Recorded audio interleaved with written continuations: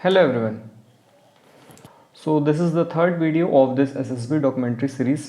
इसके पहले दो एपिसोड में हमने जाना कि SSB है क्या, और फिर हमने एक वीडियो में जाना कि डे 1 जो कि स्क्रीनिंग प्रोसेस है वो कैसे होता है।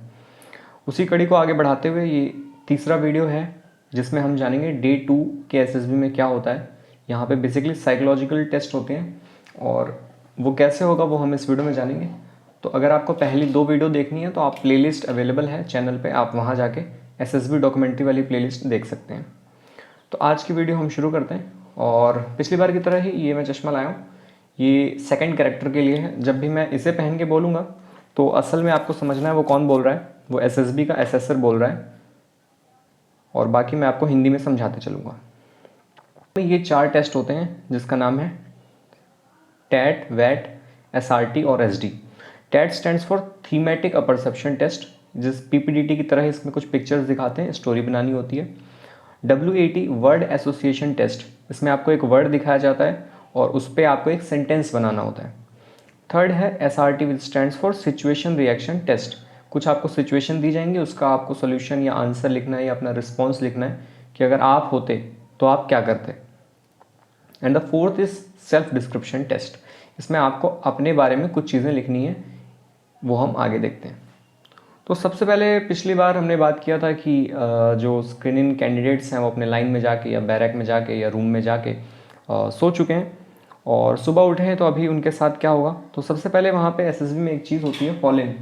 फॉल इन का मतलब है एक रोल कॉल, समझ सकते हैं आप, कि सभी लोग वापस से असेंबल होते हैं और देखते हैं हम एक साथ सभी लोगों को, ये रूम के बाहर होती है रोल कॉल। उसके बाद आपका ब्रेकफास्ट होगा, जो भी टाइम होगा वो आपके जो उस्ताद साहब हैं, जो लाइनमैन हैं, वो आपको पहले ही बता देंगे कि भाई इतने बजे ब्रेकफास्ट करके आपको यहाँ पहुँचना है। फिर आपको उस हॉल में ले जाएंगे जहाँ पे आपका साइकोलॉजिकल टेस्ट होना है और फिर आपकी टेस्टिंग शुरू हो जाएगी।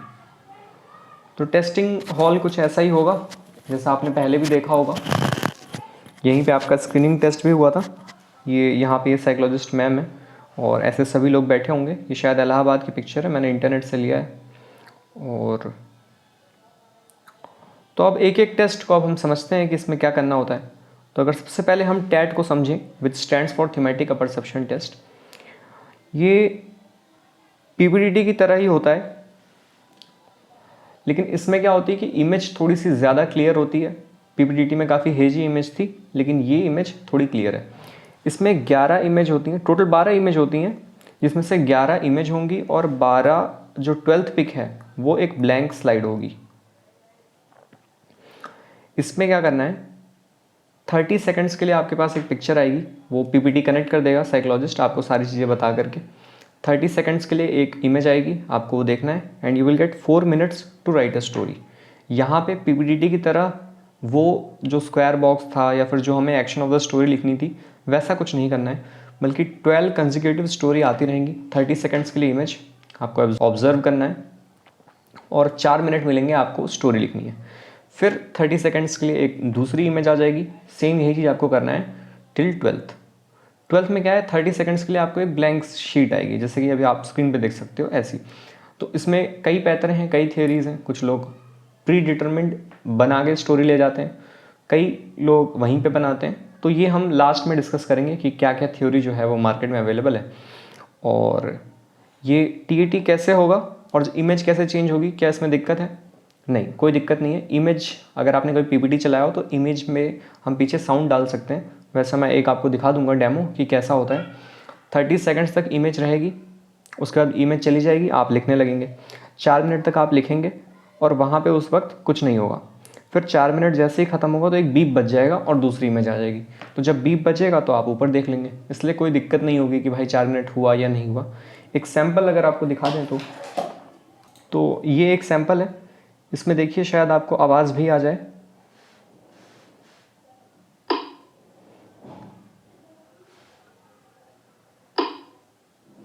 फिर 30 सेकंड्स के बाद ये आपको मिलेगा और आप इस टाइम अपनी स्टोरी लिख रहे होंगे 4 मिनट तक। फिर एक बीप बजेगा और अगली इमेज आ जाएगी। तो ठीक ऐसे ही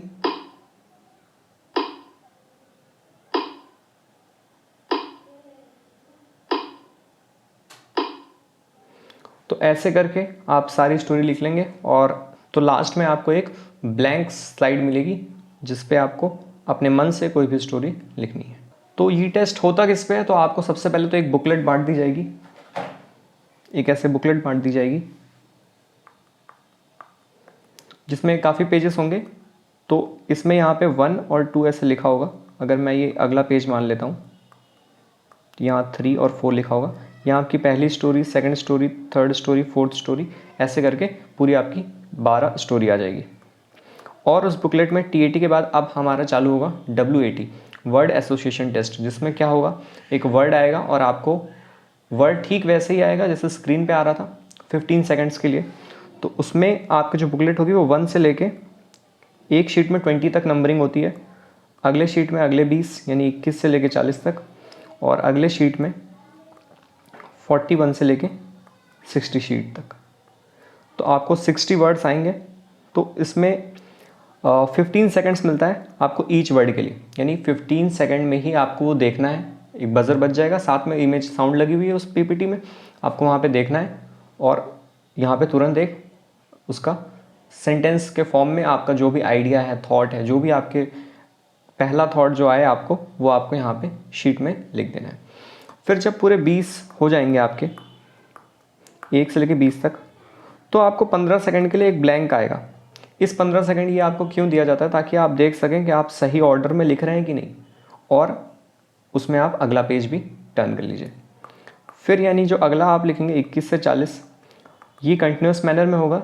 फिर यहाँ पे 15 सेकंड के लिए सिर्फ एक ब्लैंक स्लाइड आएगी, उसमें आपको कुछ वर्ड नहीं लिखना है। वो 15 सेकंड किस लिए? उसी लिए जो अभी हमने डिस्कस किया कि आप देख लें कि हाँ हम सही ऑर्डर में लिख रहे हैं या नहीं, और पेपर भी आप चेंज कर लेंगे। फिर अगली लास्ट में सेम यही चीज़ होगा और आपका WAT that is word association test खत्म हो जाएगा। इसमें भी बजर बजता है, साथ में पीछे ड्रम वाली आवाज़ होती है, अलग अलग जगह पे अलग अलग होती है। इसकी भी कई थियरीज़ हैं, वो हम बाद में देखेंगे। जैसे कोई भी वर्ड आया तो 2 तरीके के सेंटेंस बनाए जा सकते हैं। पहला तो थोड़ा सा लाइट वेटेड, और दूसरा अगर हम कहें तो थोड़ा सा हैवी वेटेड, जिससे आप कुछ एक्शन दिखा रहे हो या कुछ रिस्पॉन्स दिखा रहे हो। जैसे मान लो कोई हम वर्ड ले लेते हैं स्टूडेंट, तो स्टूडेंट में देखो कैसे बन सकते हैं। टाइम कम है ताकि हम एक नेचुरल चीज़ ही जो हमारे थॉट है हम असल में वही कॉपी पे बयां करें। स्टूडेंट से हमें क्या थॉट आता है, मान लो कह दिया किसी ने ही इज़ अ स्टूडेंट, तो ये सेंटेंस तो ठीक है, और वो साइकोलॉजिस्ट बताएगा भी कि देयर इज़ नथिंग राइट और wrong in this psychology test. ये बस आपका अपना जो आपके थॉट प्रोसेस है वो होते हैं, इसमें कोई सही और गलत नहीं होता। तो ही इज़ अ स्टूडेंट ये ठीक है, लेकिन अगर कोई बच्चा कहे तो ठीक लगता है। ये थोड़ा सा लाइट वेटेड हो गया ना ये सेंटेंस, तो थोड़ा सा हैवी बनाने के लिए थोड़ा अच्छा, जिसमें हमारे कुछ एक्शन या रिस्पॉन्स दिखें, जिससे कि वो समझ सके हमारा कैरेक्टर कैसा है, यही थ्योरी अवेलेबल है। तो लोग थोड़ा सा हैवी वेटेड सेंटेंस बनाने की कोशिश करते हैं, और यही करना होता होगा। तो इसके और कैसे बनाए जा सकते हैं कि जैसे a punctual student complete his work on time, तो ये थोड़ा सा उससे हैवी वेटेड हुआ कि यहाँ हम ये बता रहे हैं कि स्टूडेंट कैसा है, पंक्चुअल है। तो इस तरीके के हम कई तरह के सेंटेंस बना सकते हैं। तो आपको इसकी थोड़ी प्रैक्टिस से हेल्प होती है। जब आप प्रैक्टिस करेंगे तो आपके रिस्पॉन्स और अच्छे आने लगेंगे। तो ये भी है, और कई और थियोरीज है। 15 × 4 = 60 वाली, ये जिसे नहीं पता है वो ना ही जानो, और बाकी जितनी थियोरी हैं वो हम लास्ट में डिस्कस कर लेंगे क्या है। तो यहाँ पे हमारा WAT हो गया। अब कई जगहों पे क्या होता है कि ये जो 4 टेस्ट हैं TAT, WAT, SRT और SD, तो कई बार 2 टेस्ट के बाद वो ब्रेक दे देते हैं थोड़ा सा, और कई जगह पे क्या होता है कि वो पूरा एक साथ होता है, उसके बाद आपको छोड़ देते हैं। तो अब हम इसका भी अगर हम सैंपल देख लें तो ये देखिए, इसमें भी आपको पीछे साउंड सुनाई देगी। आपको 15 सेकंड में ही देखना है और एक सेंटेंस लिखना है। 15 सेकंड बाद ये बच जाएगा, तुरंत ऊपर देखना है, फिर नीचे लिखना है अपना, ऐसे आपको करना है। तो यहाँ तक हमने देख लिया, TAT और WAT हमारा कंप्लीट हो चुका है।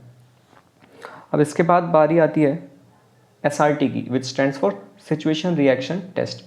ये कैसा होता है, क्या ये स्लाइड PPT पे ही आता है? नहीं, इसके लिए क्या होता है कि कहीं कहीं पे क्या होता है कि हमारी जो बुकलेट है उसी में सिचुएशन लिखे हुए होते हैं, और आगे एक स्पेस खाली होता है जहाँ पे आपको अपने रिस्पॉन्स लिख देने। ये सिचुएशन कैसे होते हैं? सिचुएशन कई दफ़ा रोज़मर्रा की ज़िंदगी से एसोसिएटेड होते हैं, और कुछ नए भी होते हैं, जैसे कि आप कहीं जा रहे थे, स्कूल से जा रहे थे, एक सामने ट्रक आपने देखा कि एक किसी स्कूल के बच्चे से टकरा गया है, तो आप क्या करेंगे, वो उसके आगे आपको अपना रिस्पॉन्स लिखना होता है। या फिर और कैसे आ सकते हैं कि आप ट्रेन में जा रहे थे और आपका सामान चोरी हो गया and you have to report to the SSB in the next morning, what will you do. तो ऐसे क्वेश्चंस को करने के लिए क्या होता है कि अपने आप को उस सिचुएशन में डालो और जो आपको सबसे फिजिबल लग रहा है कि हाँ मैं ये करूँगा, ये ही ठीक है, वो आपको आगे रिस्पॉन्स में लिख देना होता है। 60 सिचुएशंस होती हैं और 30 मिनट्स का टाइम होता है। यहाँ पे क्वालिटी ही मैटर करती है, क्वांटिटी नहीं। 60 के 60 आप नहीं कर पाएंगे क्योंकि एक एक रिस्पॉन्स लिखने में टाइम लगता है और रिस्पॉन्स को थोड़ा सा छोटे में लिखना होता है, कॉमा कॉमा लगा के, ताकि हम ज़्यादा क्वेश्चन अटेम्प्ट कर सकें। जैसे कि आपको अभी आपका मैच था, you are the captain and you are about to play a game but your ankle has been injured, तो आगे आपको कंप्लीट करना है सेंटेंस, तो आप लिखेंगे कि I will take the pain killer and play the game. तो जो भी चीज़ है आपको शॉर्ट में लिखना है, पूरा एक्सप्लेनेशन नहीं देना है कि I will go to the doctor's hospital take this medicine. आप क्या करेंगे, जिस चीज़ पे आपको सब्जेक्ट, जहाँ पे आपको हिट करना है, जो आप बताना चाहते हैं, उसको शॉर्ट फॉर्म में लिखना है कि I will do this then this, comma comma लगा के। हाँ, तो कई जगह पे क्या होता है कि इस बुकलेट में ही आपका क्वेश्चन यानी कि सिचुएशन प्रिंटेड होता है और उसके सामने आप लिख देंगे। वहीं कहीं और जगह क्या होता है कि आपको अलग से एक बुकलेट देंगे, ठीक वैसे ही जैसे आपका OIR टेस्ट हुआ था, और आपकी जो आंसर शीट जिसमें आप टैट वैट SRT लिखते आ रहे हैं, उसी में आपको आंसर लिखना है। यहाँ से क्वेश्चन देखना है, यहाँ पे आंसर लिखना है, ठीक है, क्वेश्चन पेपर की तरह। और आपको वो असेसर बता भी देगा कि इसमें भी कुछ भी कट टच कोई मार्क वगैरह नहीं करना है, ये सारी चीज़ें आपको असेसर बता देगा।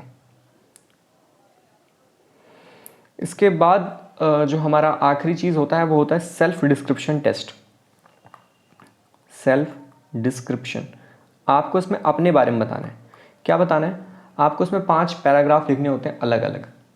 तो इसमें आपको बताना होता है कि what your parents think about you, आपको क्या लगता है, आपके पापा मम्मी आपके बारे में क्या सोचते हैं, ये चीज़ें लिखनी है। इसको पैराग्राफ फॉर्म में लिखना होता है, बुलेट फॉर्म में नहीं लिखना होता है, पैराग्राफ फॉर्म में ही लिखना होता है। तो सबसे पहला होता है आपका पेरेंट्स ओपिनियन, उसके बाद आता है आपका टीचर्स का ओपिनियन, पेरेंट्स ओपिनियन, दूसरा होता है टीचर्स ओपिनियन, या फिर अगर आप कहीं वर्किंग है तो आपके बॉस का ओपिनियन या फिर एम्प्लॉयर का ओपिनियन, जो भी हो आपका। तीसरी चीज़ में आती है आपके फ्रेंड्स का ओपिनियन कि what your friend thinks about you, what your colleagues think about you, what is your self opinion, what do you think about yourself. And the fifth is what kind of person you would like to become, या फिर aspiration क्या है, आपकी आकांक्षाएं क्या हैं। तो ये पांचों चीज़ आपको लिखना होता है SDT, और इसके लिए आपको टाइम मिलता है 15 मिनट। तो यानी एक पैराग्राफ लिखने के लिए 3 मिनट्स। सेल्फ डिस्क्रिप्शन टेस्ट आपको प्री प्रिपेयर्ड जाना चाहिए। आपको तो पता ही है ना आपके पापा मम्मी कैसे सोचते हैं कि हाँ भाई अच्छा लड़का है, टीचर्स क्या सोचते हैं, फ्रेंड्स क्या सोचते हैं, आप खुद क्या सोचते हैं। And the fifth is what kind of person you would like to become. ये सारी चीज़ें आपको पहले से अगर पता हो, आप पैराग्राफ बना के जाएँ और 15 मिनट के अंदर ये चीज़ें लिख देनी होती है और आपका यहाँ पे साइकोलॉजिकल टेस्ट ख़त्म हो जाते हैं। अब अगर हम कुछ असेसर मोड में हम चीज़ों को समझ लेते हैं, तो अब मैं असेसर मोड में आपको ये पूरी असेसर की ब्रीफिंग सुना देता हूँ।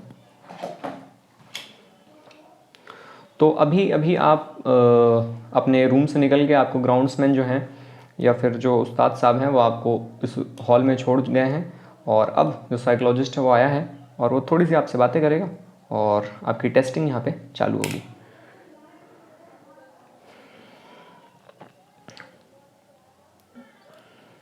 Okay, so good morning, gentlemen. How are you? Okay, everyone's very fit and fine, and you are enjoying the stay. Okay, anyone facing any issues? No, sir. Okay, so now we are going to start the testing. The first, we are going to have a psychological test. So in this, we are having a battery of tests. And the first one is TAT, which stands for thematic apperception test. It is very similar to the PPDT which we have seen or which we have done earlier, the previous day. The only difference is you don't have any discussion after that. You just have to write the stories. Okay gentlemen, so on this screen a picture will be shown to you for 30 seconds and you have to write a story within 4 minutes, and there will be a 12 stories continuously one after another, and you have to write in the booklet which has been provided to you. Okay, everyone got the booklet? Okay, so मान लो booklet मिल गई. Okay gentlemen, everyone got the booklet? Okay, so make sure that the booklet is of 16 pages. Okay gentlemen, so you can fill your particulars, the name and your chest number that you are wearing. So the space provided for this test is page number 1, 2, 3, 4, 5 and 6. So using these space you have to write a story. So gentlemen, there will be continuous 11 stories one after the another, and after that you will be having a blank story in which you have to imagine yourself any kind of virtual situation of your choice and write a story on it. The time allotted for this test is 4 minutes. Okay, are you guys ready? Okay, in case of any issue you can clear your doubts right now. Once the test start I will not help you out. Okay gentleman, तो अब आपका test ख़त्म हो चुका है और अब बारी है वेट की. Okay gentlemen, how was the test? Okay, it was good. Everyone has completed the story. Okay, anyone who has left with the story? Okay, 1 or 2. No issues, no issues. Okay, so gentlemen, now we are moving to our second test, which is WAT, or which stands for Word Association Test. In this, a word will be shown to you on the slide and you have to write your first thought or idea or emotion which comes to your mind on the sheet provided to you. Gentlemen, write whatever thought, emotions or idea come to your mind first without any regard of beauty of expression. This is not a test of your English, this is a test of your imagination. And for this you can use the sheet number 7, 8 and 9. So gentlemen, there is a serial marking on the left hand side from 1 to 20. So for 15 seconds, once you finish this 20th word, there will be a blank slide for 15 seconds so that you can check your order whether you are writing the correct serial number or not, and you can turn your page also. After that, for the next 20 seconds, once you finish the 40th word, again you will be having a blank slide so that you can turn your page and you can check whether you are writing in the correct order or not. Okay gentlemen, so everyone is ready, or anyone is having doubt? Yes sir, I have a doubt. Sir, shall we write the word also? Gentlemen, I told you have to write a first thought, idea or emotion, whatever comes, in the form of sentences. You wish to write the word, you can. If you don't, there is no such issue. Just have to write whatever thought comes to your mind. Okay gentlemen, so there is no doubt and I think we should start our test. So let's start. तो ऐसे करते हुए अब आपका WAT ख़त्म हो जाएगा, और हो सकता है वो ब्रेक दे दे, जो कि कई जगह भी देते हैं, और नहीं भी देते हैं तो क्या हुआ, अब आपका चालू होगा. हाँ, वहाँ पे ब्रेक देते हैं जहाँ आपको बुकलेट बांटनी होती है, क्योंकि तो बुक वैसे ही आपको ब्रेक मिल जाएगा, बुकलेट आने में टाइम लग जाएगी. फिर वो आपको SRT वाली बुकलेट आ जाएगी जिसमें सिचुएशन लिखी हुई है और उसका आंसर आपने शीट में लिखना है.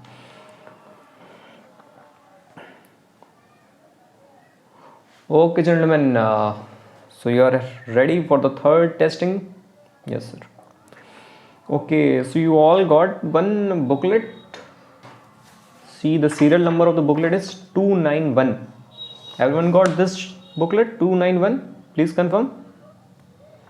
तो सबके पास 291 सीरियल नंबर वाली, अगर कोई भी रैंडम नंबर मैं ले रहा हूँ वही होगी. अगर जिसके पास नहीं होगी, मान लो 296 वाली आ गई है, तो वो बोल देगा सर मेरे पास 296 है, उसको चेंज कर देंगे. Okay, so everyone got this 291. Okay gentlemen, in this you are having some situations which you may or may not be familiar with, and there are 60 situations and you have to write your response. How will you respond to these situations? You can write the answers in your booklet from page number 13, 14 and 15. The time allotted for this is 30 minutes and try to answer as many situations as you can. Okay, the time starts now. फिर आप 30 minutes के बाद वो bell बजाएगा और आपने SRT कर लिया है और अब आप आखिरी पड़ाव पर हैं जो कि है SD. Okay gentlemen, so how was the test? Okay, so are you guys tired? You want some break or let's finish the fourth task also? No sir, let's finish. Okay. Okay, so now this is the last test, which is self-description. This is a very easy test. You all are familiar with you. It is only about you. There is no new question. So you have to write what about you only, what your parents think about you, what your teachers think about you, or if someone is working, they can write how their boss or employers think of them. Anyone of you are working? Okay, 6 of you are working. Okay, then you can write the what your employers think of you. And the third is what your friends think about you, or if you are working you can write of your colleagues. And the fourth is what do you think about yourself, and the fifth is what kind of person you would like to become.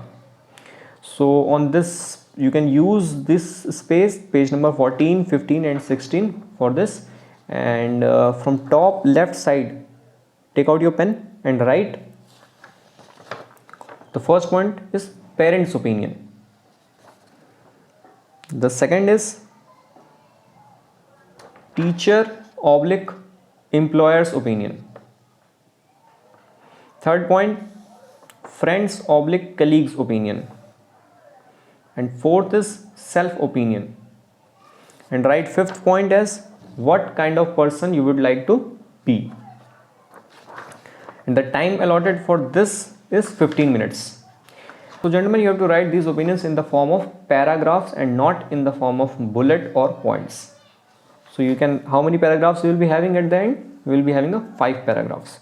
And the time allotted is 15 minutes. So we can start this.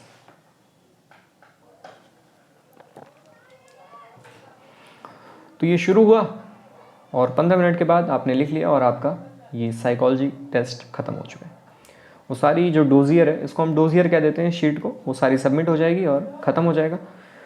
अब यहाँ पे कुछ लोगों का आज interview होगा और जो बच गए हैं वो क्या करेंगे वो भी देखते हैं. तो सबसे पहले अगर हम ये देख लें, जैसे डे 1 है, मैं डे नहीं लिख रहा हूँ, सिर्फ 1 लिख रहा हूँ. डे 1 तो हमें पता है स्क्रीनिंग हो गई हमारी. फिर बचा डे 2, 3, 4 और 5. फिफ्थ डे हमारी कॉन्फ्रेंस होती है. कॉन्फ्रेंस मतलब उस दिन आपका रिजल्ट भी आता है और उस दिन कॉन्फ्रेंस होती है. अब जो इतने बच्चे बच गए हैं उनका इंटरव्यू कैसे होता है, तो मान लो 18 लोग हैं तो 6 लोगों का इंटरव्यू यहाँ, 6 लोगों का यहाँ, 6 लोगों का यहाँ. इंटरव्यू यानी कि इन तीनों दिन चलता है. ये शुरुआत में हमें नहीं पता होता है. हम अक्सर ऐसा सोचते हैं कि पहले screening, then psych test, then GTO, then interview, then conference. तो इंटरव्यू क्या है कि ये तीनों दिन चलता है. कभी 6 करा सकते हैं, या पहले 4 करा लिया, फिर 6 करा लिया, फिर यहाँ पे 10 करा लिया, अपने हिसाब से. अक्सर इसमें थोड़े ज़्यादा होते हैं क्योंकि शुरुआत में वो 3-4 लोगों का करते हैं, फिर अगले दिन करते हैं, अगले दिन करते हैं. तो जिनका आज इंटरव्यू होगा उनको उस बात बता देगा कि आपका इंटरव्यू है, आपको यहाँ जाना है, इस लॉबी में बैठना है, ऐसे आपका इंटरव्यू होगा. तो वो इंटरव्यू कैसे होगा वो हम इंटरव्यू वाले वीडियो में देख लेंगे. अब बात करते हैं उन लोगों की जो आज बच गए हैं, उनका क्या होगा. तो सबसे पहले तो एक ग्रुप फ़ोटो भी हो जाती है, वो अलग अलग दिन होती है. कभी GTO वाले दिन हो जाती है, या फिर मोस्टली सेकेंड डे साइक वाले दिन ही हो जाती है. कभी कभी स्क्रीनिंग वाले दिन में भी हो जाती है. तो ये एक ऑफिशियल फ़ोटोग्राफ नहीं है, SSB नहीं प्रोवाइड कराता है, ये एक अनऑफिशियल है. जो भी वहाँ पे कोई फ़ोटोग्राफ़र है वो आता है और आपकी फ़ोटो खींचता है. आपसे 50 रुपये या 80 रुपये, अलग अलग सेंटर पे अलग अलग दाम है, आपसे पैसे लेगा और आपको photo at the end of the conference आपको दे देगा. इससे SSB का कोई लिंकेज नहीं होता है. और या तो यहाँ पे जो साइबर कैफ़े होती है, जैसे बेंगलोर वाले में तो जो साइबर कैफ़े है वही खींचते हैं फ़ोटो भी. तो ये यहाँ आपका फ़ोटो हो गई. अब इसके बाद जो लोग बच गए वो क्या करेंगे. देखिए, when we started appearing in SSB 6 years back, then हमारे पास लिबर्टी होती थी। शाम को क्या होता था कि हम लोग गेट के बाहर जाते थे और वहाँ अपना चेस्ट नंबर रखते थे, और कई जगह पे फ़ोन भी हमारा वहीं सबमिट होता था कि फ़ोन लेके बाहर निकल जाओ। फ़ोन की खैर बात छोड़ देते हैं। क्या होता था कि जैसे ही हमारी टेस्टिंग हो गई तो हमें 7 बजे से पहले वापस आना है, कहीं 7 बजे कहीं 6 बजे, अलग अलग रूल होता था। तो अब हम इस एसएसबी सेंटर के बाहर गेट के जा सकते थे हमारी टेस्टिंग होने के बाद। कब वापस आना है, 6 बजे या 7 बजे। तो हम शहर घूमो, कहीं भी घूमो और वापस आ जाते थे, ऐसा होता था। लेकिन कोविड के टाइम से अब क्या हो गया है, अब ये बंद हो गया है। अब बाहर नहीं जाते हैं, अब हम लोग सब अंदर ही रहते हैं। और गेम्स वहाँ पे एसएसबी में बहुत सारे होते हैं। एंटी रूम होता है, तो वहाँ पे बैडमिंटन है, टेबल टेनिस है। टेबल टेनिस सभी ने वहीं सीखा होता है लगभग। और कैरम है, चेस है, कहीं कहीं पे एक छोटी लाइब्रेरी भी होती है, और साइबर कैफ़े भी होते हैं कहीं कहीं पे। इलाहाबाद में जिम भी है, और वाराणसी में पूल भी है। तो ये अलग अलग जगह है और अलग अलग चीज़ें आपको मिलती हैं। और जैसे कई जगह जहाँ पे बिल्कुल कोई गेम वेम की फैसिलिटी नहीं है, वहाँ लड़के अपना ही गेम निकाल लेते हैं। जैसे कि वो डम शराड्स होता है ना, डम्स आर्ट बोलते हैं, क्या बोलते हैं, डम्स आर्ट लिख देता हूँ, डम शराड्स बोलते हैं, क्या बोलते हैं। तो ये भी खेलते हैं। और क्या खेलते हैं, माफिया एक गेम है एसएसबी का, close the eye open the eye. तो ये सारी गेम काफ़ी चलते हैं और फिर बकैती करते हैं बैठ के, और सब ऐसे गोले में बैठ जाते हैं, अपनी अपनी कोई भी स्टोरी। अब डिस्कशन क्या होता है ये तो पता ही नहीं, बस होता रहता है। और कॉन्फ्रेंस के एक दिन पहले वाले दिन तो खूब बढ़िया से डिस्कशन होता है, सोते ही नहीं है, क्योंकि कॉन्फ्रेंस वाले दिन जो रिपोर्टिंग होती है बहुत लेट में होती है, 10 बजे के आसपास, तो जल्दी उठना नहीं होता, तो उस दिन खूब मज़े आते हैं। तो ये सारी चीज़ें हैं कि अब क्या करते हैं, पर पहले क्या किया करते थे, पहले हम बाहर जाया करते थे। अभी क्या है, आप अंदर ही रहते हैं, ये सारे गेम खेलते हैं, टेबल टेनिस खेलते हैं और आपस में प्यार मोहब्बत बढ़ाते हैं, और वॉलीबॉल वगैरह भी होता है। तो अब अगर हम कुछ थ्योरीज़ की बात करें तो शुरू करते हैं टीएटी से। तो टीएटी में क्या थ्योरी है, सेम वही चीज़ है, वाइल राइटिंग द स्टोरी। ओह शायद ये मैं भूल गया, yes sir will tell you, while writing the story you can keep 3 things in mind, what led to the situation, what is going on in the picture and what is the possible outcome.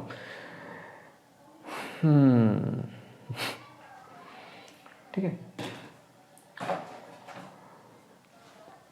अब इसमें बात करते हैं हम blank image की। तो blank image पे क्या क्या थ्योरीज मेरे पास आई हैं, जितने लोगों से मैं मिला हूँ, लगभग 70-80 रिकमेंडेड कैंडिडेट्स और थाउजेंड्स ऑफ डिफेंस एस्पिरेंट्स। तो क्या क्या चीज़ें हैं, तो देखिए ब्लैंक पिक्चर पे सबसे पहली चीज़ जो मोस्टली जो मैंने पाया, 80-85% लोग क्या कर रहे हैं, अपनी पर्सनल लाइफ से रिलेटेड कोई स्टोरी बना देते हैं। जैसे उन्होंने कोई क्लब में काम किया हो, मैं कॉलेज की बात कर रहा हूँ, कुछ ऑर्गेनाइज कराया है, कुछ फेस्ट कराया है, किसी ने फेयरवेल ऑर्गेनाइज कराया है, किसी ने गो कार्ट में पार्टिसिपेट किया है, तो अपने लाइफ से रिलेटेड लोग बनाते हैं। और क्या है, और क्या मैंने पाया, कुछ लोग क्या करते हैं कि पिछली 11 स्टोरीज़ में जो स्टोरी उन्हें लगता है कि वो ठीक से नहीं बना पाए, कि यार यहाँ पे मैं ठीक से नहीं बना पाया, तो वो लोग इसको इम्प्रूव करके बना देते हैं कि यार मुझे लगता है कि इस वाली स्टोरी को मैं उस वक्त बेटर नहीं बना पाया, तो अब मैं 12th में इसको बेटर करके वही स्टोरी बना देता हूँ, एक ये। और क्या करते हैं, कुछ लोग करते हैं कि 11th वाली जो पिक्चर है, 11th वाली, उससे रिलेटेड बना देते हैं कि 11th वाली जो स्टोरी बनाई तो अभी उसके दिमाग में 11th वाली स्टोरी घूम रही है, और 12th वाली भी उसने उसी का एक्सपेंशन कर दिया या फिर उसी से कुछ रिलेटेड बना दिया, ये चीज़ें। और उसके बाद एक थ्योरी आती है कि मैं तो वहीं बनाऊंगा, वहीं जाऊंगा और देखूंगा क्या दिमाग में आ रहा है। ऐसी स्टेज में क्या होता है, और इसमें से सब कुछ मैंने एक एक करके ट्राई कर लिया है, आपको जो पसंद आता है आप वो करें, और कोई इसका एक रूल नहीं है कि आपको ऐसा करना है, मैं तो यही मानता हूँ। बाकी अलग अलग कोचिंग इंडस्ट्री और यूट्यूब इंडस्ट्री के मुताबिक मुझे लगता है कि ये लाइफ वाली चीज़ें ज़्यादा चल रही हैं, लेकिन यार कोई रूल तो है नहीं, आपको जो ठीक लगे आप वो करो। और एक जो होती है कि मैं वहीं जाके बनाऊंगा, तो वहीं 30 सेकंड्स में देखते रहना। उसमें दिक्कत क्या है कि कई बार ये थॉट आता है, फिर हम सोचते हैं आधी स्टोरी ये बनने लगी है, लेकिन तभी एक थॉट आता है कि यार ये बना लेते हैं, शायद ये ज़्यादा बेहतर है, तो असमंजस की सिचुएशन हो जाती है। तो ऐसे केस में आप अपने हिसाब से देखें। ये 4-5 थ्योरी जो मेरे लाइफ एक्सपीरियंस में रही है वो मैंने आपके साथ साझा किया है। एक और केस यहाँ पे आता है नाम का। अब नाम का कुछ कहते हैं कि इसमें चारों धर्मों के नाम लिखो, एक कहता है राम लिखो, थोड़ी देर बाद जॉन लिखो, थोड़ी बाद आतिफ लिख दो, आतिफ, और एक लिख दो सुखविंदर। क्योंकि जब भी आप स्टोरी बनाएंगे उसमें कोई ना कोई कैरेक्टर होगा और उस कैरेक्टर को आपको नाम देना होगा। एक लड़की भी ले लेते हैं, लड़की का क्या नाम ले, जीनत ले लेते हैं, जीनत या तो तनु, ठीक है। और क्या नाम ले, नहीं ये इन्हें, ठीक है। मैं जानता नहीं हूँ वैसे इनमें से किसी को। तो ये थ्योरी आती है कि यार इसमें हिंदू, मुस्लिम, सिख, ईसाई जो 12 स्टोरी है, तो 4 में इनका नाम डालो, 4 में इनका नाम डालो, 4 में इनका नाम डालो, 4 में इनका नाम डालो। इससे क्या पता चलता है कि आप बहुत ही सेकुलर हैं, कि आपने ये भी नाम रखा है, ये भी नाम रखा है। तो कुछ दिनों तक मैंने भी ये थ्योरी फॉलो की, लेकिन फिर एक दिन मुझे सटक बात हिट की कि यार अगर कोई सिचुएशन दिख रही है तो पहले तुमको ये थोड़ी दिखेगा कि यार ये राम लिखूं कि रहीम लिखूं। मान लो कहीं एक्सीडेंट भी हुआ है तो आप पहले ये थोड़ी देखोगे किसका एक्सीडेंट हुआ है, पहले तो आप जाओगे अपना एक्शन करोगे। तो मुझे ऐसा लगा कि ये थ्योरी ठीक नहीं है, तो उसके बाद मैं सिर्फ राम लिखा 1 से लेके 12 तक, कि मुझे अपना एक्शन दिखाना है कि नाम से मतलब है। तो मैं राम राम राम हर जगह राम लेता हूँ, सोचता ही नहीं।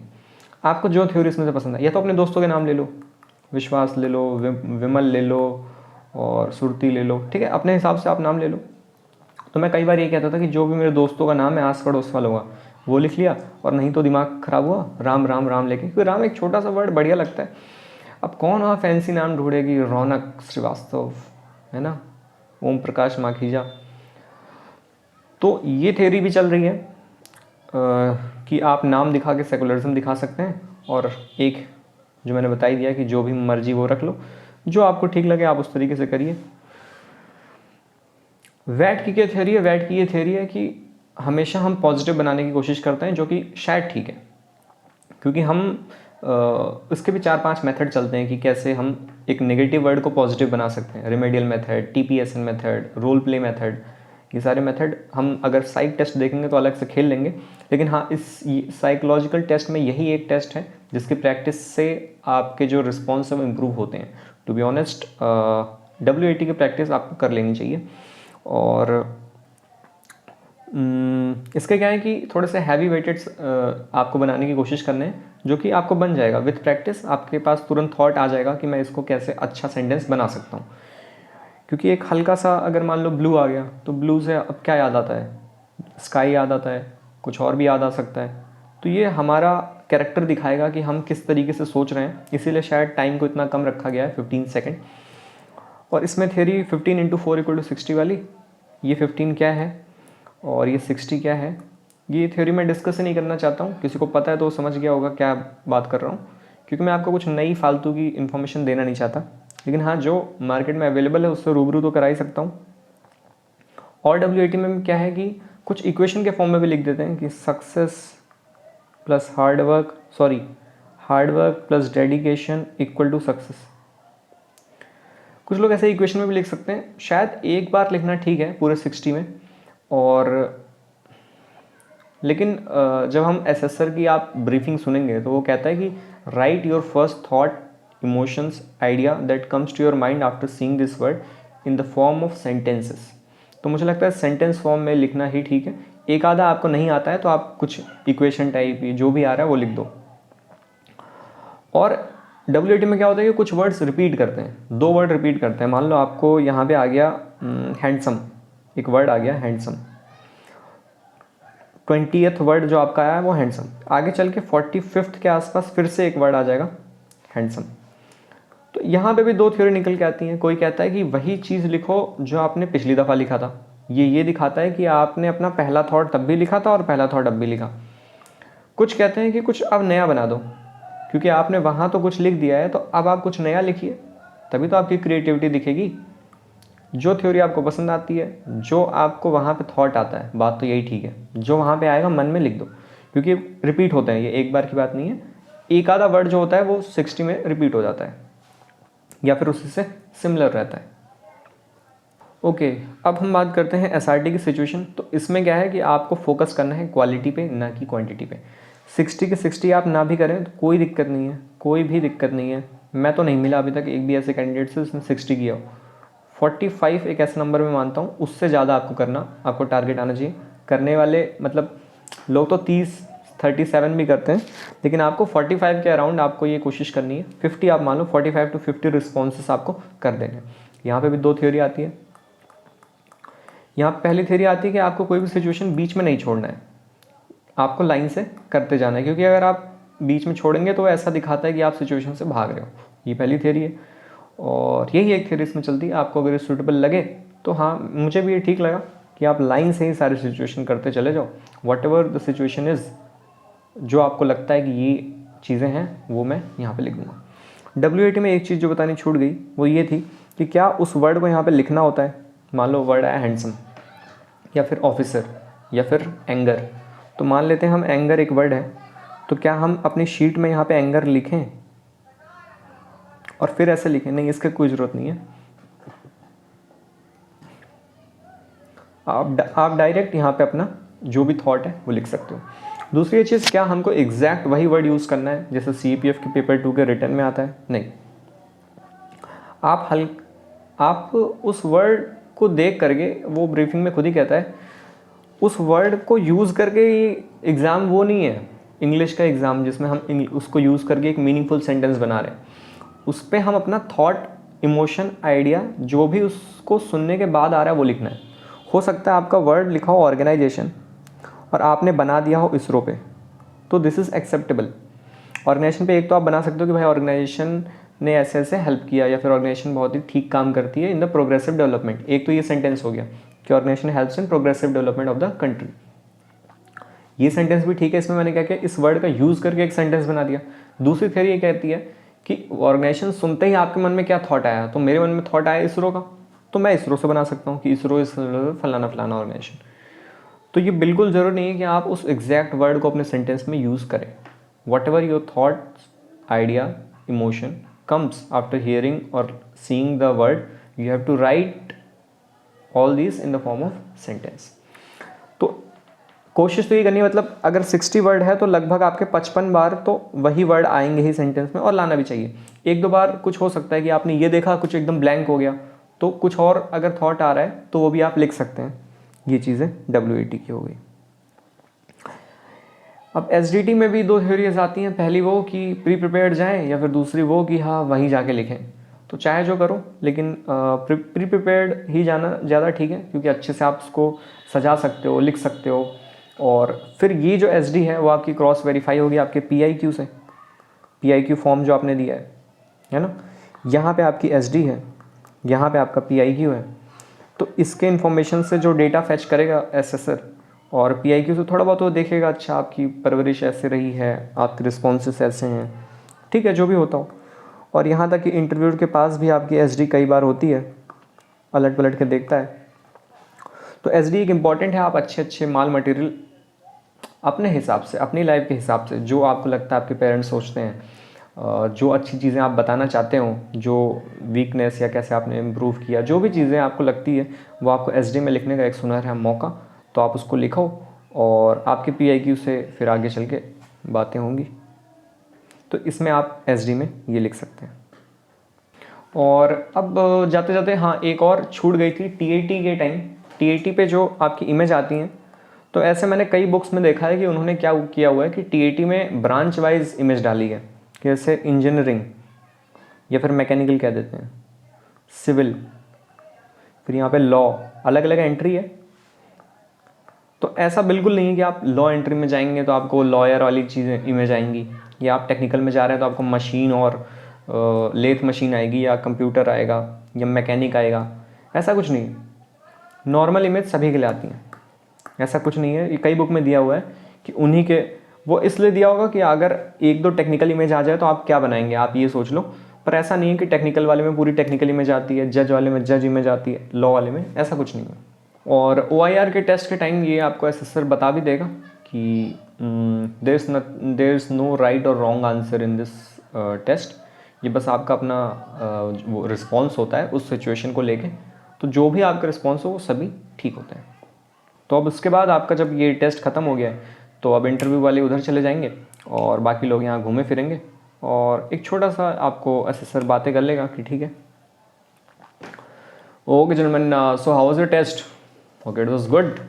Okay, so now you can have your refreshment whatever available today, and you can have your tea, and after that few of you will have your interviews today, and the groundsman will guide you, and rest of you, since because of this COVID protocols we are not allowing you to go outside, but there are many facilities available inside the campus, like we have an anti room and a library also. You can take any game, you can play games, sports, whatever available in the anti room, and enjoy your stay. All the best. तो ये क्या क्या निकल जाएगा और बाकी लोग अब अपने रूम की ओर आएंगे, बैरक में या लाइन में या एकोमोडेशन में और अब वही सब करेंगे जो मैंने बताया, जो वो सारे गेम्स हैं, और करते करते रात हो जाएगी और शाम को एक बार फिर से फॉल इन होगा। फॉल इन वही होता है, रोल कॉल, सभी लोग बाहर आ जाएंगे रूम के और एक बार थोड़ी सी चिट चैट 5-7 मिनट के लिए, बस देखने के लिए कि सभी लोग यहाँ मौजूद हैं या नहीं। और अगले दिन आपका चालू होगा GTO, तो अगले वीडियो में हम जानेंगे GTO 1। Thank you.